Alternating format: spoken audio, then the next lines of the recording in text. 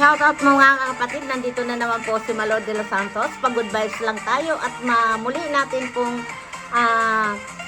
reaksyonan ang pagpunta ni Daddy Frankie sa Surigao. Ayan, alam niyo po mga kapatid, dito natin makikita sa talaga yung totoong pagtulong ng ating mga kababayan, ng mga charity vlogger, ng Team Daddy Frankie na talagang ang hangarin lang po yung makakatulong sa kapwa, ano?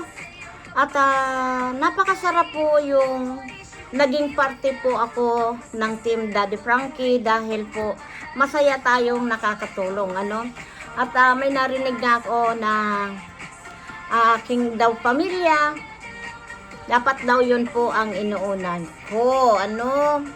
Excuse me mga kapatid, ang pamilya ko po ang priority ko. Dahil ang pamilya ko po mula noon hanggang ngayon ay tinutulungan po ni Malo de los Santos.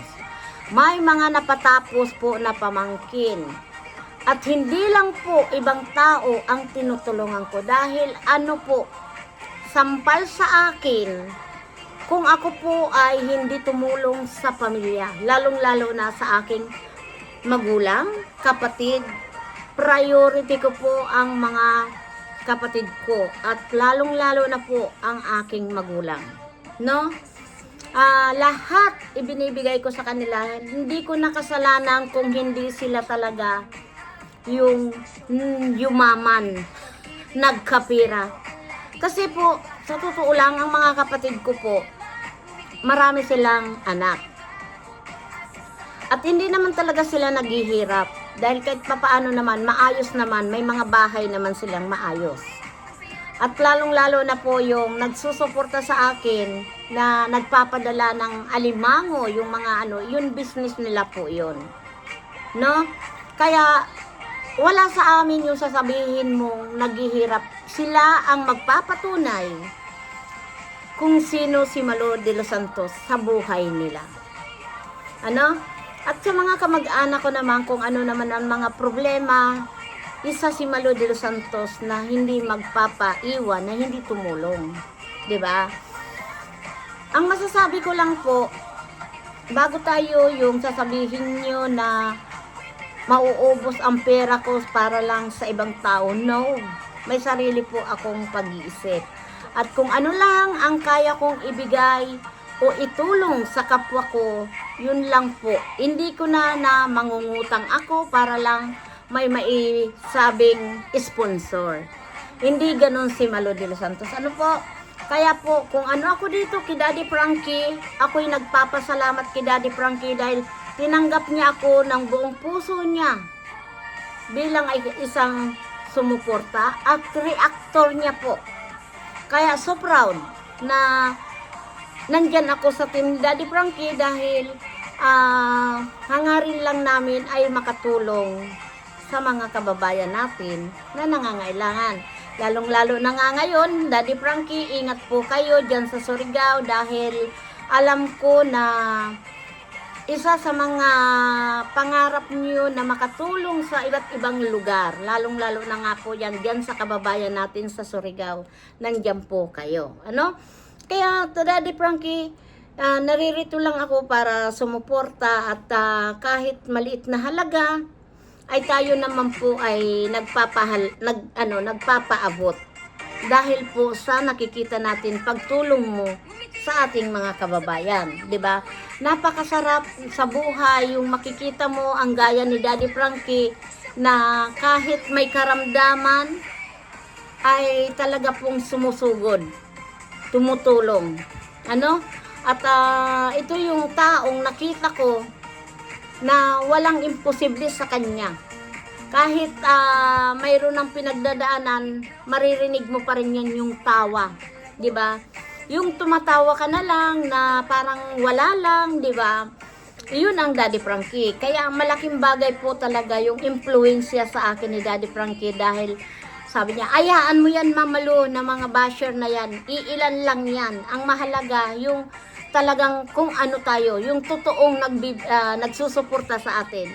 Kaya alam niyo po mga kapatid, yung mga basher na yan, mga comment section na yan, na kung ano-ano dyan ay comment, wala na yan, ignore. Hindi ako nyo matitinag sa mga comment nyo dahil kilalang kilala ko po ang sarili ko. At higit sa lahat, ito ang tatandaan nyo. Pag ang pamilya ko na po ang naging basher ko, doon ako maniniwala na si Malo de los Santos walang pintang tao.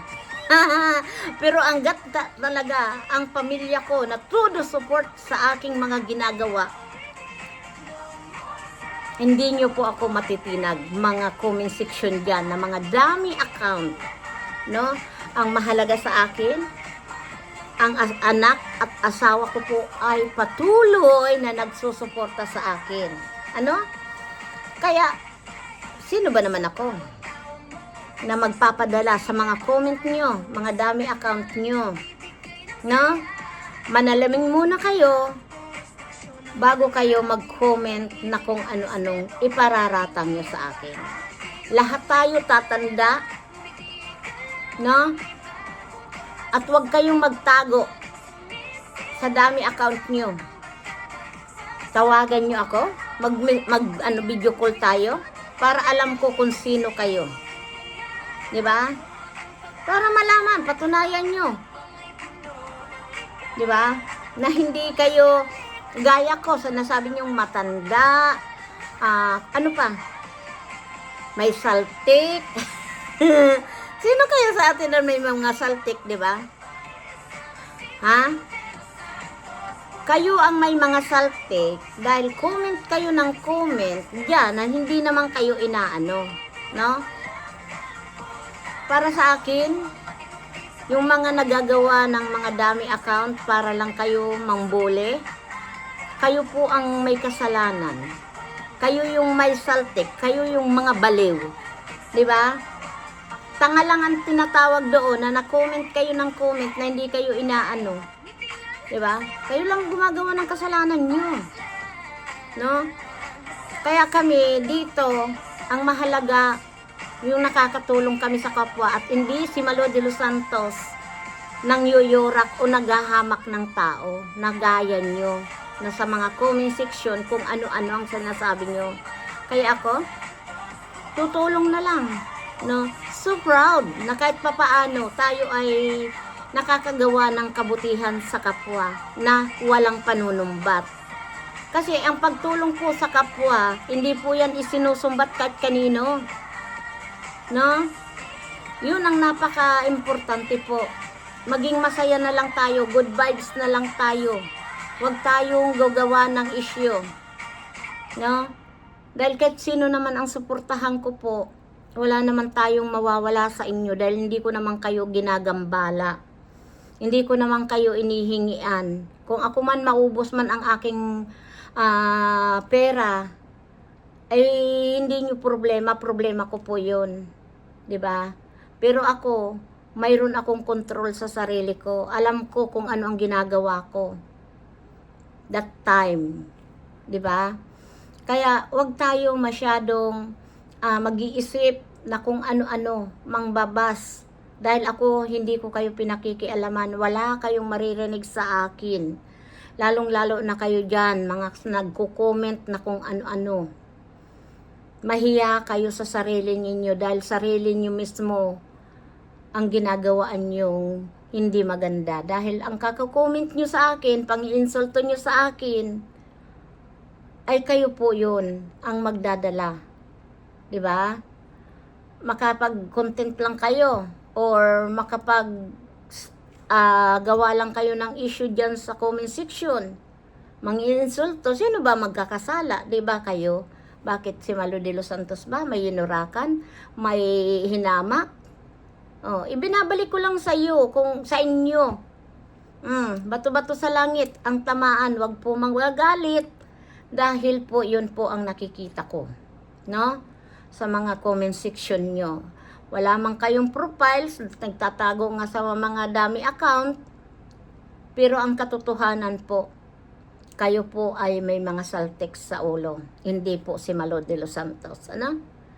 Diba? Good vibes lang. Stress na si Manuel. Bakit ako mai-stress sa inyo? Pakialam ko sa buhay niyo. Hindi ko pakikialaman ang buhay ng ibang tao. Masaya lang, 'di ba? Ang opinion nyo, hindi ko pinakikialaman dahil may mga kanya-kanya tayong opinion. Ang opinion ko po, hindi ko sinasabi na tama lahat na opinion ko, pero opinion ko yun at opinion nyo, rinirespeto ko. Kaya, I don't care sa inyo, mga basher dyan, mga mambubuli dyan. Oh, sabihin yung matanda, pangit, may saltik si Malo de los Santos, I don't care, kasi hindi naman totoo. Di ba? At ang Malo de los Santos, I'm so proud na mahal ako ng pamilya ko. Inahangaan ako ng pamilya ko. Pinasasalamatan ako ng pamilya ko. Dahil ako, priority ko ang pamilya ko. Di ba? Ano, kayo, masabi lang sponsor dyan, yung iba, kahit nangungutang, kaya, di ba, marami tayong alam dyan. Ako, may utang dyan sa akin, na kunwari, nag-i-sponsor, nasaan na ngayon? Oh, labas kayo na may utang. Pero anyway, mga kapatid, ito lang ang sasabihin ko. So proud, Daddy Frankie.